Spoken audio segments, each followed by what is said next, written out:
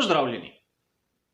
Pred vami je drugi prispevek namenjen veliki nagradi Štajerske.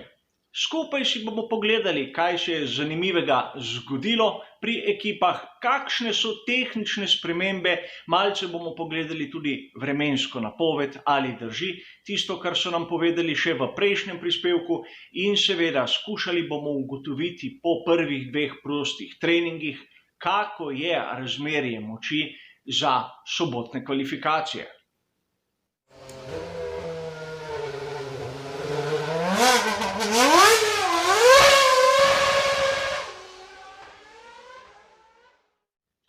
Vkolikor ste sledili mojim prispevkom iz Velike nagrade Avstrije, ste opazili tisti strog režim, katerega so organizatorji namenili preprečevanju razširitve COVID-19.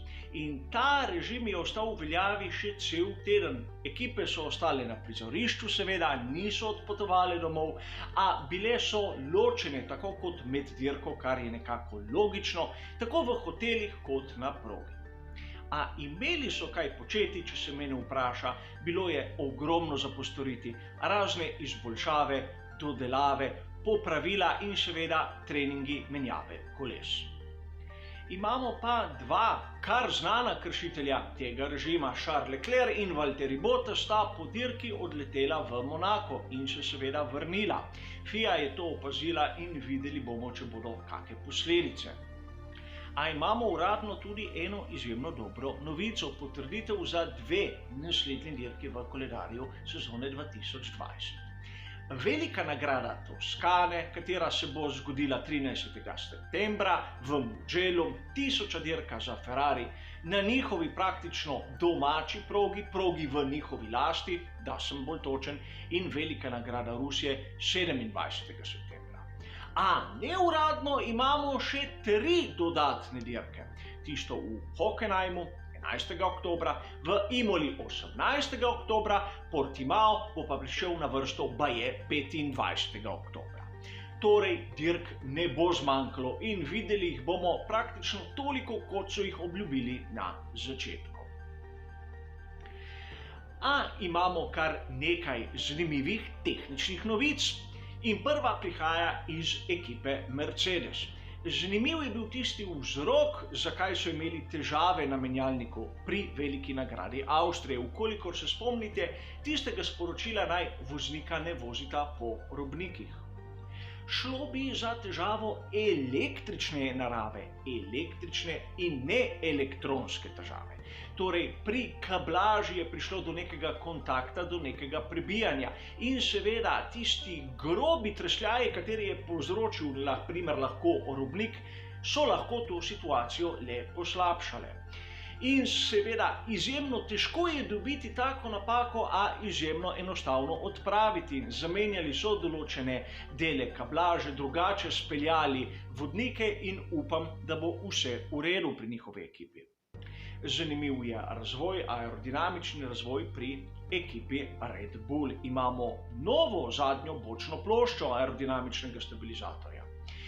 Tukaj sem uporabil skice, katere sem si sposodil pri Scrapsu, kajti fotografije so tako slabe in tako redke, da bi vam težko drugače razložil. Vidite tu skicirano staro in novo varianto, kjer je na novi varianti kar nekaj usmernikov, kar nekaj tistih rež, katere obračajo zračni tok v željeno smer. Rešitev, katera mi je bila že znana, vsaj na prvi pogled, nekaj podobnega sem videl pri ekipi Haas. Vkolikor pogledamo te povečave, bomo videli, da gre za dokaj podobno zadevo. In seveda moja osebna interpretacija, gre za rešitev, katera praktično da več aerodinamičnega oprijema, predvsem na tistem zadnjem delu, a malce poveča zračni upor in videli bomo, ali bo bolid ekipe Red Bull sedaj na tej veliki nagradi Štajerske lahko malce lažje vodljiv, kajti imel bo malce več oprijema na zadnji osi. Tudi nov paket je prišel k skuderiji Ferrari, kjer vidimo nov prednji aeroprofil. In seveda, če ga pravzaprav pozorno pogledamo spet na skici, bomo videli, da te spremembe so minimalne. tiste konice so malce bolj zavihane navzdol, njihova oblika je bolj podobna na glavo obrnjeni črki U.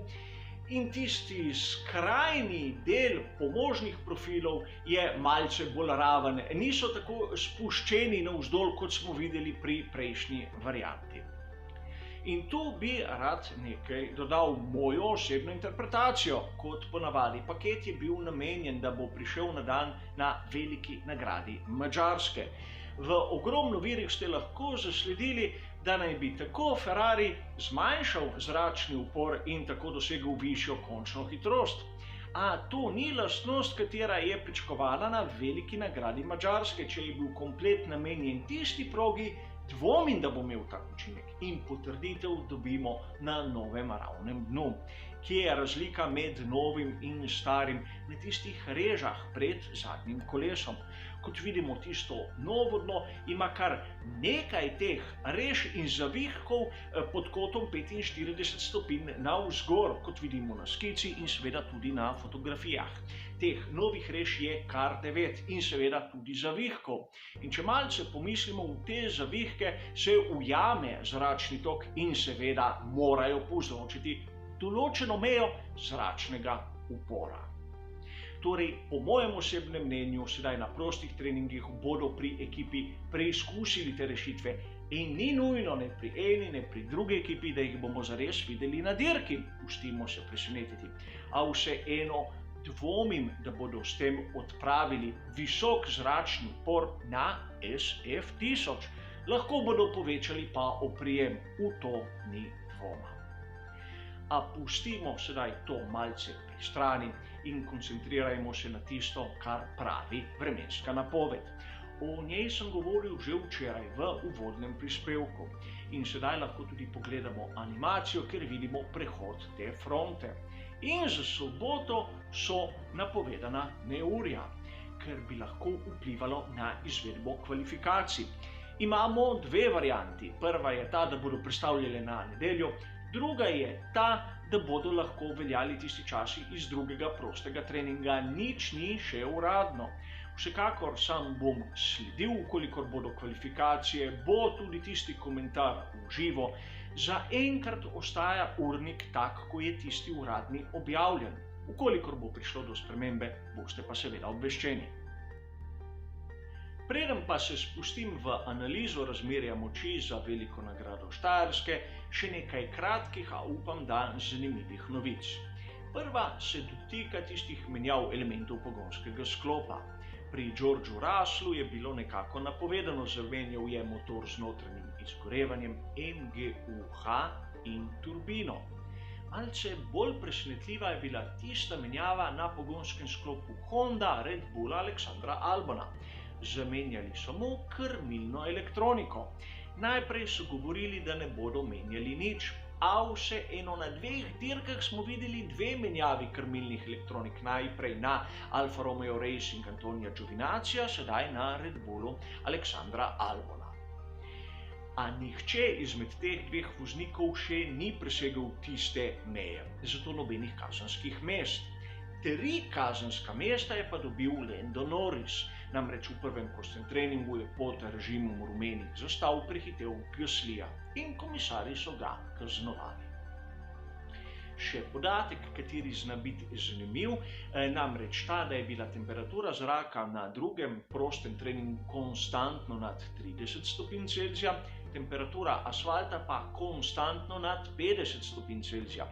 Torej lahko rečemo, da je bilo malce topleje od tistega, kar smo videli na dirki za veliko nagrado Avstrije.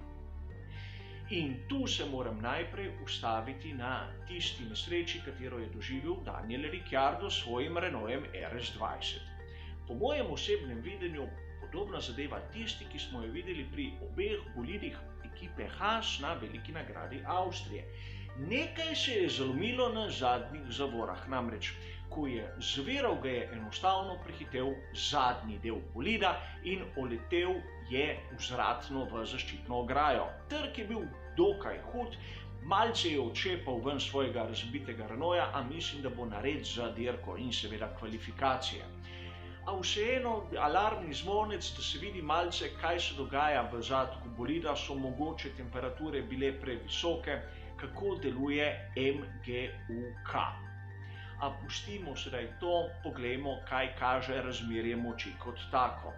Videli smo enkraten čas Maxa Verstappena, kateri je s svojim Red Bullom bil nepremagljiv v tem drugem prostem treningu.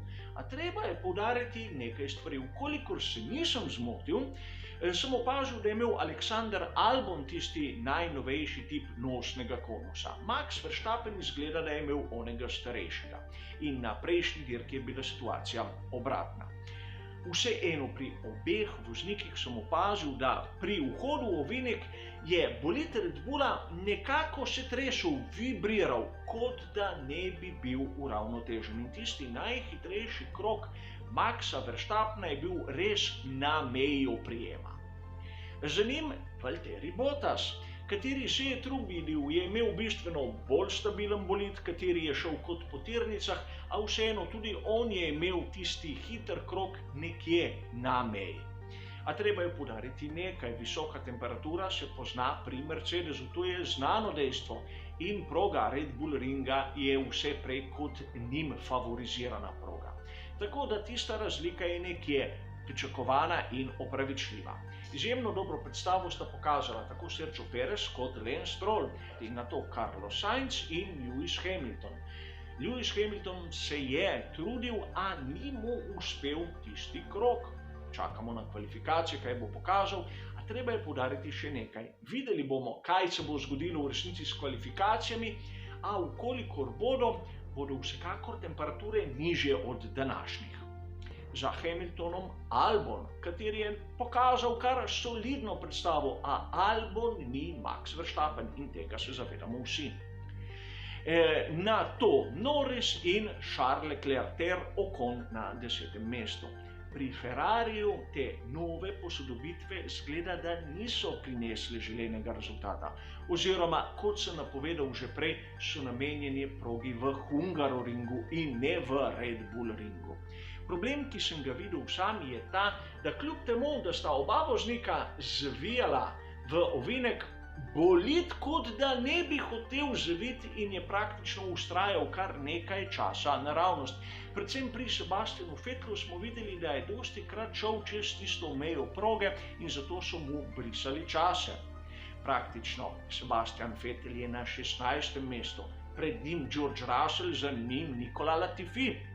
In seveda, tu je upravičilo Sebastiana Vettela to, da je rabil tisto medium pneumatiko. Na soft pneumatiki ni postavil uradno dobrega časa. A niti Charles Leclerc ni blestel, da smo si na jasnem, tudi njegov zaostanek je kar visok.